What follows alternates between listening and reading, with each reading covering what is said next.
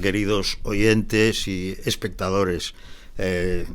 Estamos en un podcast patrocinado por Patriotas por Europa y yo soy Juan Carlos Girauta, eurodiputado de Vox.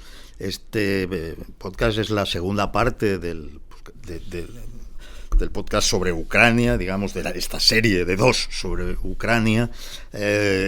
Nos alargamos un poco, quizá en la primera parte, explicando los antecedentes que, en mi opinión, hay que conocer, que tampoco son antecedentes históricos de muy atrás, sino son antecedentes de un siglo, y los antecedentes más recientes, que, por resumir, para recordároslo, consistían en que Putin había hecho una lectura de las decisiones de la reacción de la Unión Europea a la invasión del año 14 y de la reacción de Estados Unidos y de las retiradas de Estados Unidos de Irán, de Irak y de Afganistán, que había hecho una lectura de debilidad. Es decir, el mundo occidental, el mundo de los Estados Unidos y la Unión Europea son muy débiles y es el momento de que yo me haga con el estado tapón que me está faltando con Ucrania.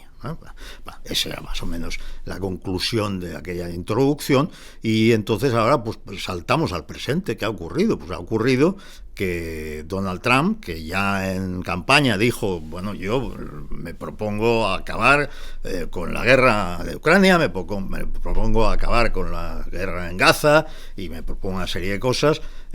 Bueno, esto es una declaración que él hizo, y con su estilo y con sus formas de negociador, sobre todo con sus trucos de negociador, porque Trump, incluso quienes lo detesten, tendrán que reconocer que es un extraordinario negociador, que consigue las cosas que se propone y las consigue deprisa.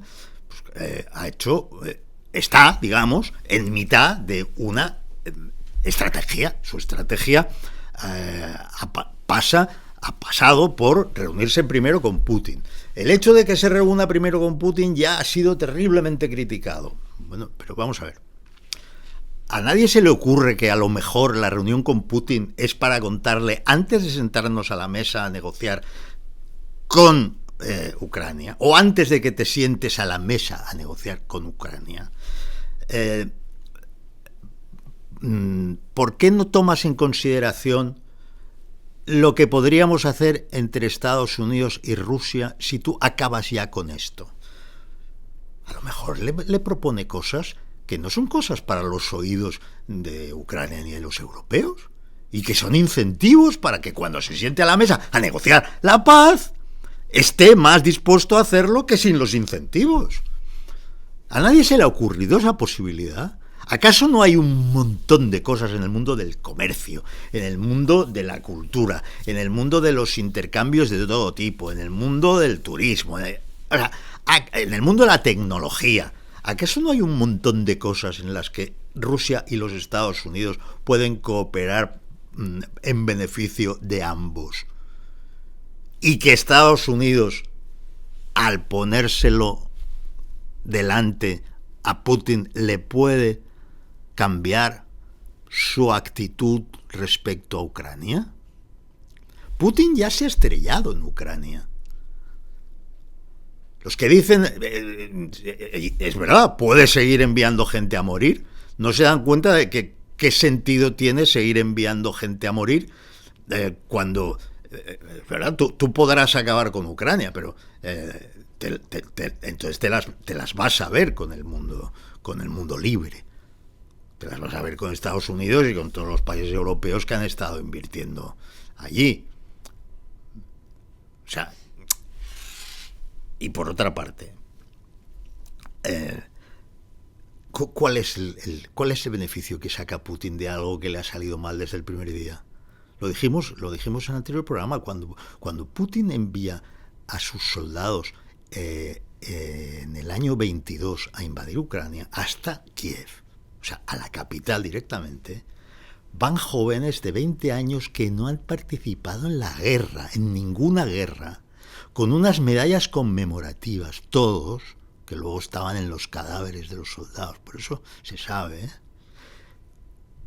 convencidos de que les aplaudirían por el camino y que les aplaudirían en Kiev. Les habían mentido. Les habían dicho a unos pobres chavales que iban a desnazificar Ucrania porque había unos nazis mandando y que el pueblo estaba con ellos. Se estrelló el primer día. Se encontró con una resistencia feroz que ha durado 3 años. Entonces, Putin no está ni mucho menos contento con lo que ha conseguido. Entre otras cosas porque no ha conseguido nada. Ha conseguido un aislamiento que, por cierto, España no respeta. España ha aumentado un 650% sus compras de crudo y de gas natural a Rusia, incumpliendo los acuerdos europeos de bloqueo comercial y de bloqueo sobre todo de la energía. Oye, Italia, que también compra gas a Rusia, no le compra nada. Italia no le compra nada. Y España le compra 6 veces y media más de lo que le compraba antes de la invasión. Esto también es una indecencia, ¿eh? Yo como español considero que esto es una indecencia, porque con ese dinero Putin está financiando la guerra. Con este dinero ha estado financiando el asesinato de los invadidos, de los agredidos, porque aquí hay agresor y agredidos. El agresor es Putin, los agredidos son los ucranianos. Luego, Ucrania se está desangrando, Ucrania no puede más, y la guerra tiene que terminar. No de cualquier manera, evidentemente. Tiene que quedar claro quién es el agresor y quién es el agredido, pero la guerra tiene que terminar. Y la única iniciativa para que la guerra termine la ha tenido Trump. Y eso lo sabía Putin antes de que Trump ganara. Y cuando Trump ganó ya lo supo con total seguridad. Y cuando se han reunido le habrá transmitido los incentivos que a Trump le parezcan y de los cuales no sabemos nada, ni sabremos nada hasta que se cumplan.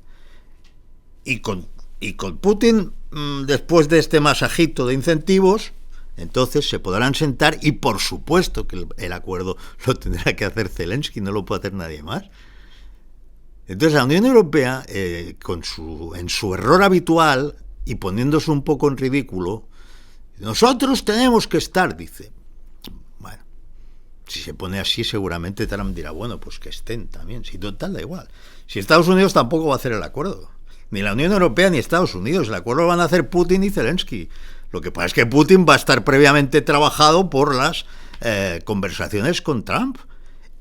Y Zelensky va a una negociación siendo realista. Hombre, Zelensky yo creo que ha demostrado una dureza de carácter que sería raro que no fuera realista.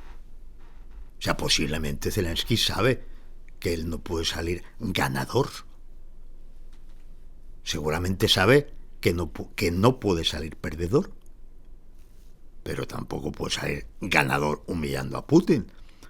Básicamente porque Putin, bajo ningún concepto, admitirá eso. Pero sí que existen cosas intermedias con las que Ucrania puede mantener la dignidad. ¿Qué os parece empezar por aquello que desencadenó las revueltas en Kiev en el año 14? Y que causó la primera invasión, la de Crimea. La entrada de Ucrania en la Unión Europea. Bueno, pues eso, que sabemos que está en el paquete de la solución de Trump, es muy importante para Ucrania. La entrada de Ucrania en la Unión Europea. Y supongo que no va a haber nadie que se niegue, ¿no?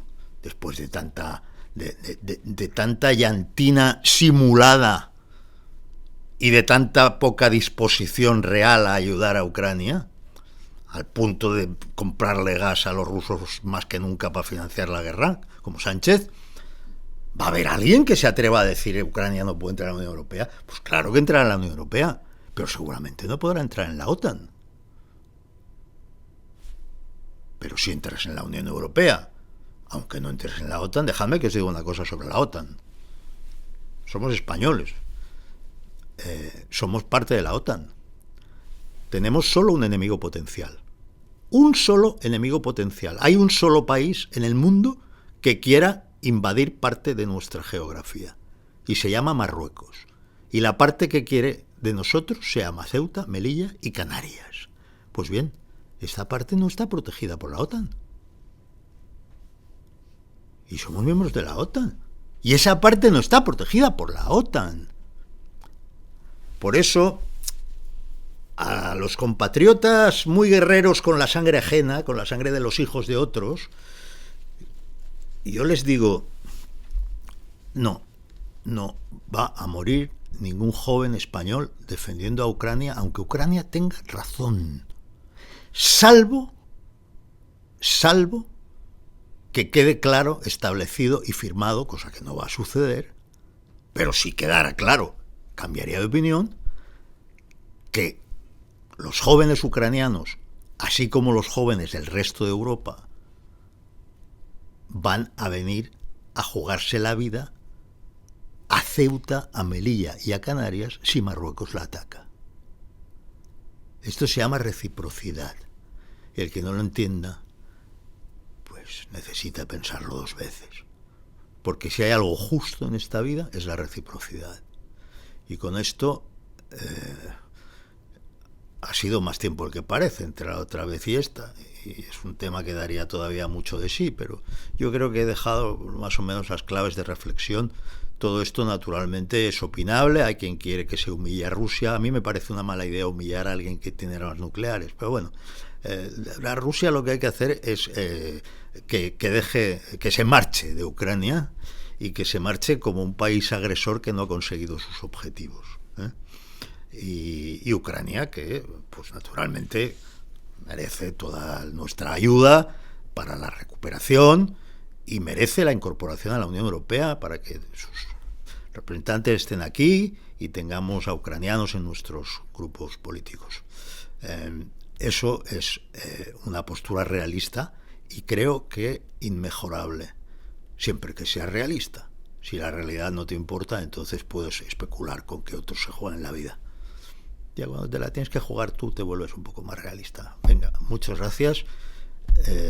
Hablamos pronto y os recuerdo que esto ha estado patrocinado por Patriotas por Europa.